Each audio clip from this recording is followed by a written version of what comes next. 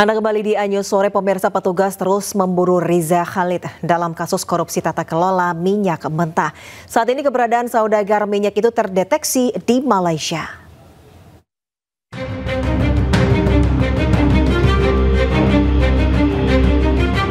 Muhammad Riza Khalid, tersangka dugaan korupsi tata kelola minyak mentah dan produk kilang PT Pertamina, terus diburu. Sejak ditetapkan sebagai tersangka oleh Kejaksaan Agung, keberadaan saudagar minyak itu hingga kini tidak diketahui. Direktorat Jenderal Imigrasi Kementerian Imigrasi dan Pemasyarakatan mendeteksi Riza Khalid saat ini berada di Malaysia.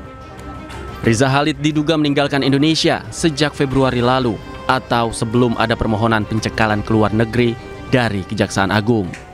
Dari yang kita monitor, yang bersangkutan sudah meninggalkan Indonesia sejak Februari. Sekarang ini masih ada di Malaysia dan kita sudah komunikasi dengan imigrasi yang ada di Malaysia, termasuk dengan polisi dari Malaysia. Ya, kami juga koordinasi dengan Pak Jaksa Agung kemarin pada saat penyerahan pembahasan pengelolaan pembahasan kepada Kejaksaan Agung. Kami sudah koordinasi dan laporkan kepada beliau posisi yang bersangkutan ada di mana dan beliau sudah tahu yang bersangkutan. Sementara itu, Kejaksaan terus memburu Riza Khalid dengan menjalin koordinasi dengan pihak terkait. Kejaksaan juga melayangkan panggilan pada Riza agar datang dengan keinginan sendiri sebelum dijemput paksa. Terhadap yang bersangkutan berdasarkan pelintasan bahwa yang bersangkutan saat ini katanya kemarin beberapa berdasarkan ada berada di wilayah Malaysia. Tapi prinsipnya itu merupakan masukan bagi kami dan nantinya kami akan berkoordinasi dengan pihak-pihak terkait dalam pelaksananya. Dan kami akan berfokus dulu melakukan pemanggilan terhadap yang bersangkutan sebagaimana diatur dalam Kitab Hukum Acara. Sebelumnya, Kejaksaan Agung menetapkan Riza Khalid dan 8 orang lain sebagai tersangka dalam kasus korupsi tata kelola minyak mentah dan produk kilang pada PT Pertamina Persero tahun 2018-2023. Praktek haram itu diduga merugikan keuangan negara hingga 285 triliun rupiah. Dari Jakarta, tim liputan iNews melaporkan. Kesepakatan transfer data antara Indonesia dan Amerika Serikat menuai sorotan. Masyarakat khawatir hal itu menjadi penyebab kebocoran data pribadi.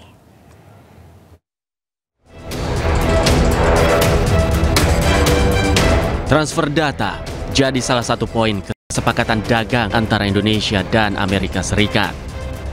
Kesepakatan itu dibuat sebagai bagian dari perjanjian kerjasama dagang antara Indonesia dengan Amerika Serikat. Namun, hal itu menjadi sorotan lantaran berpotensi merugikan privasi masyarakat Indonesia melalui data pribadi. Meski demikian, Menteri Komunikasi dan Digital Mutia Hafid menjamin proses transfer data ke Amerika Serikat tidak dilakukan sembarangan. Besok kami koordinasi dulu dengan Menko Perekonomian. Kami ada undangan dari Menko Perekonomian untuk besok berkoordinasi terlebih dahulu. Oh, berarti terkait yang pemindahan data Indonesia ke AS itu berarti memang berkaitan sama Menkom Digi juga sama. Saya besok akan berkoordinasi dulu dengan Menko Perekonomian. Saya belum tahu persisnya topiknya apa, tapi nanti besok tentu akan ada pernyataan dari Menko Perekonomian atau dari kami. Tapi kami harus koordinasi lebih dahulu. Setali tiga uang, Kepala Kantor Komunikasi Kepresidenan Hasan Nasbi mengatakan transfer data pribadi ke Amerika Serikat akan tetap dilakukan dalam koridor Undang-Undang Perlindungan Data Pribadi. Menurut Hasan, data pribadi yang akan ditransfer hanya untuk keperluan perdagangan terhadap komoditas tertentu. Kita kan sudah punya perlindungan data pribadi, ya, dan perlindungan data pribadi ini dipegang oleh pemerintah kita. Kalau soal pengelolaan data kita masih ya. Tapi tadi saya juga koordinasi sama Pak Menko Erlangga sebagai leader dari negosiasi itu. Jadi ini semacam strategic trade management, ya. Kalau barang-barang tertentu dipertukarkan, misalnya bahan kimia itu bisa jadi pupuk, bisa jadi bom.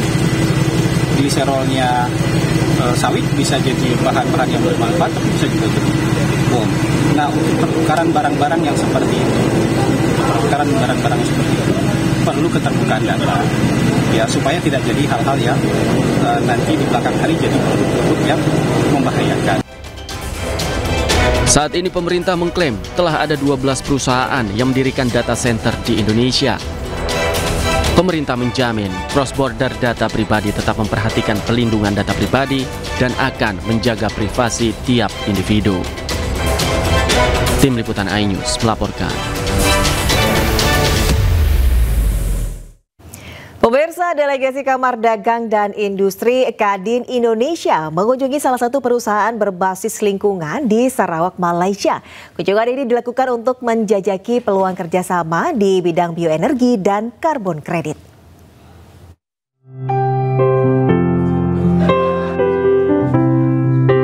Wakil Ketua Umum Kadin Indonesia yang juga Sekjen Partai Perindo, Andi Yuslim Patawari, mengunjungi salah satu perusahaan Malaysia yang bergerak dalam bioenergi dan karbon kredit, TSG Group di Sarawak. Pria yang akrab disapa AYP ini diajak ke laboratorium untuk melihat langsung proses bagaimana bibit pohon Polonia disterilisasi dan dikembangkan sebelum ditanam. Selain itu, AYP juga diajak ke perkebunan untuk melihat keunikan pohon Polonia yang mampu tumbuh kembali dengan cepat setelah ditebang, sehingga sangat potensial untuk diterapkan dalam upaya reboisasi berkelanjutan. Kadin Indonesia beserta TSG akan bekerja sama. Tentunya di beberapa tempat kita akan melakukan penghijauan, di mana penghijauan ini bisa untuk lingkungan dan untuk peningkatan ekonomi yang ada di Indonesia. Harapannya seperti itu. Very happy and honored to have the opportunity to work with Kadin Indonesia. So then we hope they can bring this future tree to Indonesia to be planted in Indonesia, so that it can help the together this new species, new growth in Indonesia. Pohon Polonia memiliki sejumlah keunggulan lainnya. Pohon ini mampu menyerap karbon dioksida hingga 10 kali lipat dibandingkan pohon biasa. Regenerasinya yang cepat juga membuatnya cocok digunakan untuk kebutuhan hutan, tanaman industri, dan pembangkit listrik biomasa. Dari Sarawak, Malaysia, Damar Wicaksono, iNews melaporkan. Upaya transformasi energi menuju masa depan rendah karbon terus dilakukan. Salah satunya dengan turut berpartisipasi dalam pameran otomotif Gaikindo Indonesia International Auto Show atau GIAS yang menjadikan teknologi sebagai jembatan menuju masa depan yang lebih hijau.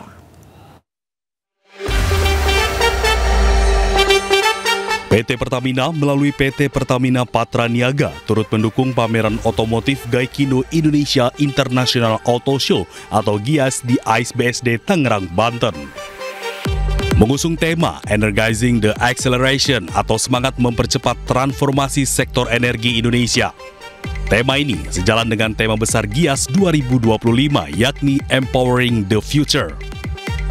Corporate Secretary Pertamina Patraniaga Happy Wulansari menyebutkan, melalui My Pertamina Integrated Journey Booth, para pengunjung tak hanya dapat melihat langsung produk dan bahan bakar ramah lingkungan dan berkelanjutan, namun dapat merasakan atmosfer berbeda dengan hadirnya 2 simulator MotoGP dan simulator mobil. Selain itu, Pertamina turut mendorong bisnis pertumbuhan ganda atau dual growth strategy, yakni menjaga ketahanan energi nasional dan mendorong potensi energi terbarukan atau bisnis rendah karbon seperti Pertamax Green 95. Pada GIAS 2025 ini kita mengusung tema Energizing the Acceleration yang merupakan dukungan kita terhadap transformasi energi yang ada di Indonesia. Pada booth Pertamina ini sendiri kita juga menawarkan berbagai aktivitas yang menarik bagi pengunjung yang kita sebut sebagai My Pertamina Integrated Journey Booth, mendukung upaya pemerintah untuk net zero emission dengan menyediakan produk-produk yang ramah lingkungan. Di sini saat ini kita memiliki Pertamax Turbo, kemudian Pertamina Green 95, Pertamax Dex yang semuanya ini berada di level sulfur 50. Bahkan saat ini kita juga melihat animo masyarakat cukup tinggi untuk Pertamax Green, sehingga ini growth-nya cukup bagus ya. Kehadiran Pertamina sebagai salah satu peserta GIAS diharapkan dapat memberi layanan bagi masyarakat. Dari Tangerang, Banten, Adi Firmansyah, iNews melaporkan. Timnas Indonesia U23 akan menghadapi lawan tangguh Thailand U23 pada babak semifinal Piala AFF U23 2025 yang digelar di Stadion Utama Gelora Bung Karno besok malam. Informasinya usai jeda, tetap di iNews Sore.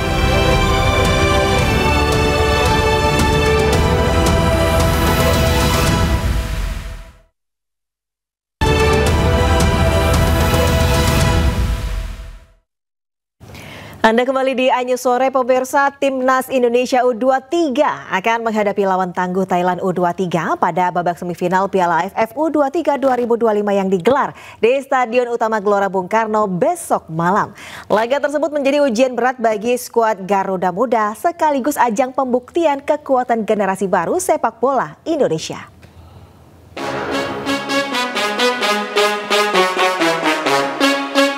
Pelatih Timnas Indonesia U23 Gerald Vandenberg menabuh gendering perang jelang skuadnya meladeni Timnas Thailand U23 dalam semifinal Piala AFF U23 2025 di Stadion Utama Gelora Bung Karno, Jakarta, Jumat malam. Laga ini akan menjadi ujian sesungguhnya bagi pasukan Garuda Muda dalam misi melaju ke partai final turnamen bergengsi Asia Tenggara ini.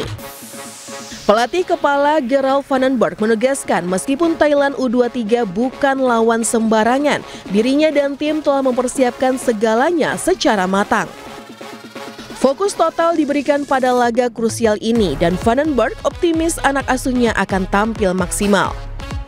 Tim pemenang dalam duel panas ini akan melaju ke partai puncak untuk menghadapi pemenang laga semifinal lainnya antara Vietnam U23 dan Filipina U23. Jika berhasil menembus final, ini akan menjadi langkah besar bagi Vandenberg dan pasukannya dalam menegaskan eksistensi Indonesia di level Asia Tenggara. Vandenberg pun menilai keberhasilan melangkah ke semifinal bukan hanya soal strategi, tetapi juga hasil kerja keras dan semangat juang pemain. Vandenberg mengakui skuad muda Gajah Perang adalah tim yang solid dan punya kualitas teknik di atas rata-rata. Namun ia menegaskan skuad Garuda Muda tidak gentar dan akan tampil habis-habisan di hadapan publik sendiri. Menurutnya, seluruh pemain telah menunjukkan kesiapan maksimal, baik dari segi fisik maupun mental. Dengan semangat nasionalisme yang tinggi dan persiapan yang matang, laga kontra Thailand akan menjadi momentum pembuktian kualitas generasi muda sepak bola Indonesia. Segala mata tertuju pada SUGBK di mana sejarah baru bisa saja tercipta.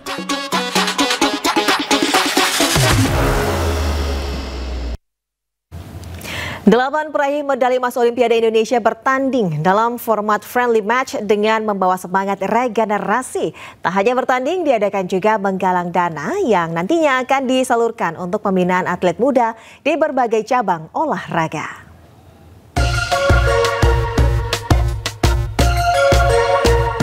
Oppo Indonesia bekerja sama dengan Indonesia Olympians Association menggelar acara Dari Bulu Tangkis untuk Semua pada 22 Juli 2025 di Tenis Indoor Senayan, Jakarta.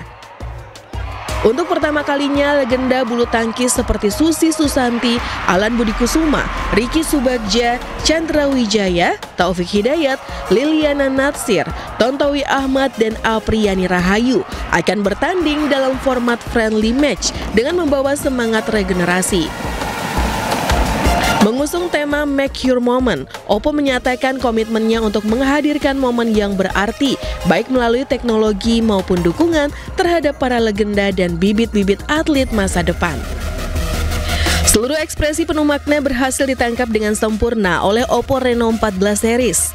Didukung fitur AI Editor 2.0 dan 50 megapiksel Ultra Clear Low Light Camera System, Reno 14 mampu merekam detail emosi wajah. Ini adalah cara Oppo berinteraksi dengan anak muda secara emosional, relevan, dan menyenangkan.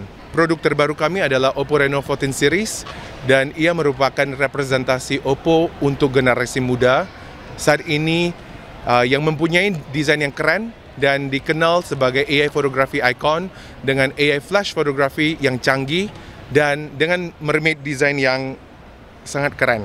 Acara ini bukan acara untuk branding saja, tetapi kolaborasi yang sangat bermakna untuk Oppo Indonesia dengan menggunakan olahraga untuk menyalurkan nilai semangat juang, kerja keras, dan nasionalisme untuk pengguna-pengguna Oppo dan masyarakat luas. Kegiatan seperti ini memiliki arti yang sangat mendalam karena tidak hanya mengangkat prestasi, tetapi juga menghargai warisan abadi dari perjuangan para pahlawan olahraga nasional kita. Indonesia Olympians Association dengan dukungan penuh dari Oppo siap menjadikan ajang ini sebagai simbol persatuan, inspirasi, dan dedikasi untuk kemajuan olahraga Indonesia.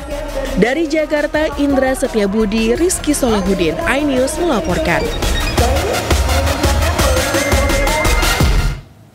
Militer Kerajaan Thailand dan militer Kamboja berperang di beberapa wilayah. 9 warga sipil tewas. Selengkapnya sesaat lagi, tetaplah di iNews Sore.